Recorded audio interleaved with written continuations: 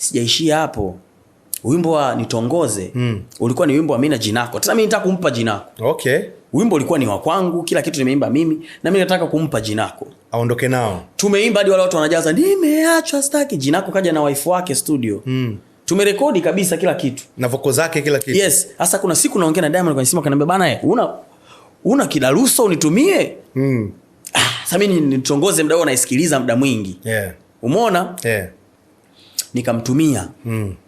Mule kwenye chorus ilikuwa ni holololo basi nitongoze holololo. Nimemtumia Diamond akanitumia voice note. Unanitaka eti unanipenda basi nitongoze, katoka kama zile lolo ambazo kama zimezimba Jinako. Yeye kaimba kitu kingine. Kwa baada ya hapo ukasikia, nikasikia nikaona kama kuna kitu. Kama kwenye tetema kuna kitu. Nikaona mbona mzee kama kuna kitu kama mwache ngoja mwache afanye verse. Sasa hakujua kama Jinako yupo. Kwa sababu Jinako alikuwa hajaimba verse muda huo. Muona bana. Kwa hiyo akafanya Diamond verse. Baada ya Diamond kufanya verse, mimi nikampigia Jinako. Nikamwambia G, kwenye hii ngoma yako, kwa sababu alikuwa anaipenda to the maximum. Hili linaondoka. Hili baba. Kuna muda from nowhere anakupigia tu simu, baba hili linaondoka. Nikamwambia angejua. Nikamwambia kiongozi. Hii ngoma naomba niachie.